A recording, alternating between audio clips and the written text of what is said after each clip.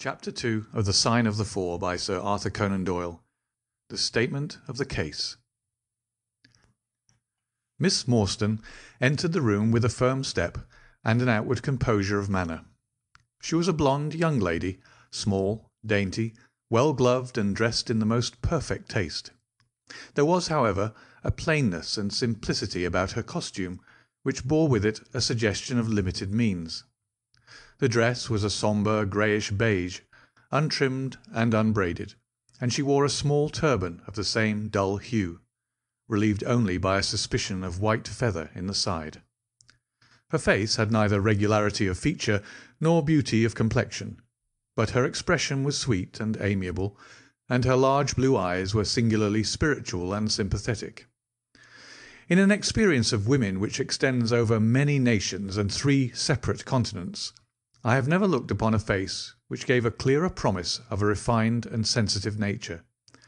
I could not but observe that as she took the seat which Sherlock Holmes placed for her, her lip trembled, her hand quivered, and she showed every sign of intense inward agitation. "I have come to you, Mr. Holmes," she said, "because you once enabled my employer, Mrs. Cecil Forrester, to unravel a little domestic complication. She was much impressed by your kindness and skill." "Mrs. Cecil Forrester," he repeated thoughtfully.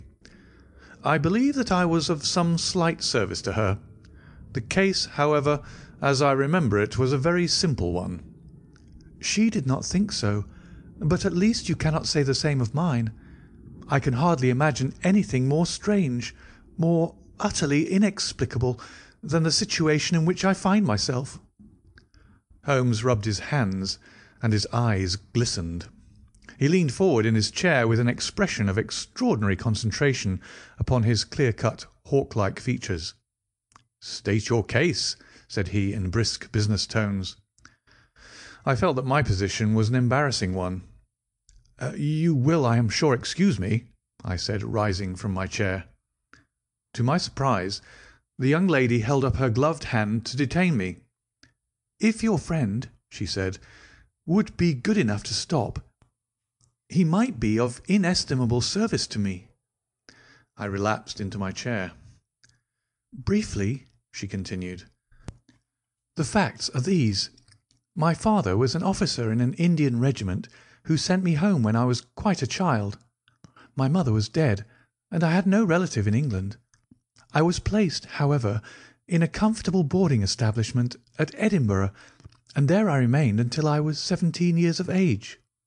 In the year 1878, my father, who was senior captain of his regiment, obtained 12 months' leave and came home. He telegraphed to me from London that he had arrived all safe, and directed me to come down at once, giving the Langham Hotel as his address. His message, as I remember, was full of kindness and love. On reaching London, I drove to the Langham, and was informed that Captain Morstan was staying there, but that he had gone out the night before and had not yet returned. I waited all day without news of him.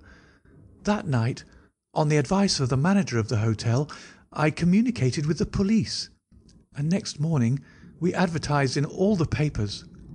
Our inquiries led to no result, and from that day to this no word has ever been heard of my unfortunate father.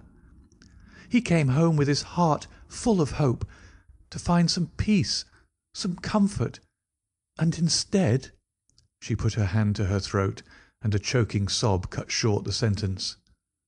"The date?" asked Holmes, opening his notebook. He disappeared upon the 3rd of December, 1878, nearly 10 years ago." "His luggage?" "Remained at the hotel. There was nothing in it to suggest a clue. Some clothes, some books, and a considerable number of curiosities from the Andaman Islands. He had been one of the officers in charge of the convict guard there." "Had he any friends in town?" "Only one that we know of, Major Sholto, of his own regiment, the 34th Bombay Infantry. The Major had retired some little time before, and lived at Upper Norwood. We communicated with him, of course, but he did not even know that his brother officer was in England." "A singular case," remarked Holmes. "I have not yet described to you the most singular part. About 6 years ago, to be exact, upon the 4th of May, 1882, an advertisement appeared in the Times asking for the address of Miss Mary Morstan, and stating that it would be to her advantage to come forward. There was no name or address appended. I had at that time just entered the family of Mrs. Cecil Forrester in the capacity of governess. By her advice, I published my address in the advertisement column. The same day there arrived through the post a small cardboard box addressed to me, which I found to contain a very large and lustrous pearl. No word of writing was enclosed. Since then, every year, upon the same date, there has always appeared a similar box, containing a similar pearl, without any clue as to the sender. They have been pronounced by an expert to be of a rare variety and of considerable value. You can see for yourselves that they are very handsome." She opened a flat box as she spoke, and showed me 6 of the finest pearls that I had ever seen. "Your statement is most interesting," said Sherlock Holmes. "Has anything else occurred to you?" "Yes, and no later than to-day. That is why I have come to you. This morning I received this letter, which you will perhaps read for yourself." "Thank you," said Holmes. "The envelope too, please. Postmark London, S.W. Date July 7th. Man's thumb mark on corner. Probably postman. Best quality paper. Envelopes at 6pence a packet. Particular man in his stationery. No address. Be at the 3rd pillar from the left outside the Lyceum Theatre to-night at 7 o'clock. If you are distrustful, bring 2 friends. You are a wronged woman, and you shall have justice. Do not bring police. If you do, all will be in vain. Your unknown friend." "Well, really, this is a very pretty little mystery. What do you intend to do, Miss Morstan?" "That is exactly what I want to ask you." "Then we shall most certainly go. You and I, and yes, why, Dr. Watson is the very man. Your correspondent says 2 friends. He and I have worked together before." "But would he come?" she asked with something appealing in her voice and expression. "I should be proud and happy," said I fervently, "if I can be of any service." "You are both very kind," she answered. "I have led a retired life, and have no friends whom I could appeal to. If I am here at 6, it will do, I suppose." "You must not be later," said Holmes. "There is one other point, however. Is this handwriting the same as that upon the pearl box addresses?" "I have them here," she answered, producing 6 pieces of paper. "You are certainly a model client. You have the correct intuition. Let us see now." He spread out the papers upon the table and gave little darting glances from one to the other. "They are disguised hands, except the letter," he said presently, "but there can be no question as to the authorship. See how the irrepressible Greek E will break out, and see the twirl of the final S. They are undoubtedly by the same person. I should not like to suggest false hopes, Miss Morstan, but is there any resemblance between this hand and that of your father?" "Nothing could be more unlike." "I expected to hear you say so. We shall look out for you, then, at 6. Pray allow me to keep the papers. I may look into the matter before then. It is only 3:30. Au revoir, then." "Au revoir," said our visitor, and with a bright, kindly glance from one to the other of us, she replaced her pearl box in her bosom and hurried away.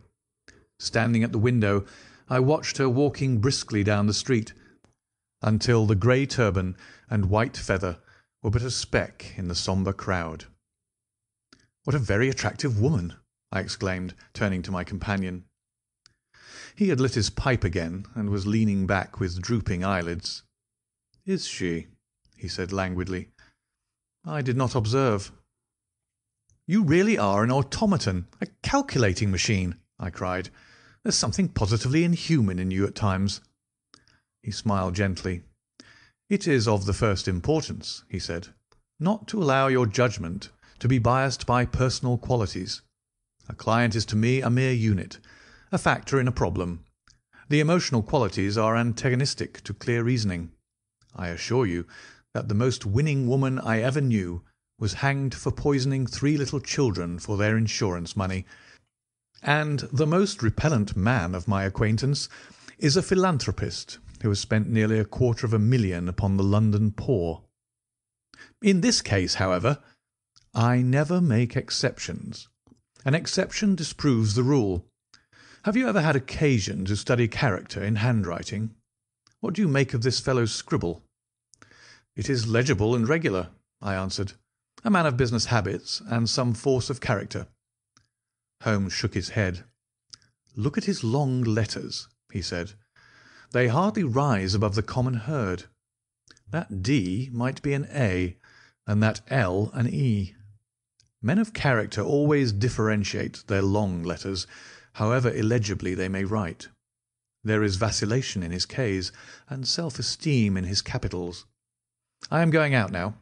I have some few references to make. Let me recommend this book, one of the most remarkable ever penned. It is Winwood Reade's Martyrdom of Man.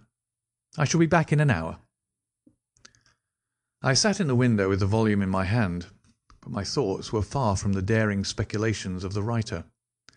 My mind ran upon our late visitor, her smiles, the deep rich tones of her voice, the strange mystery which overhung her life.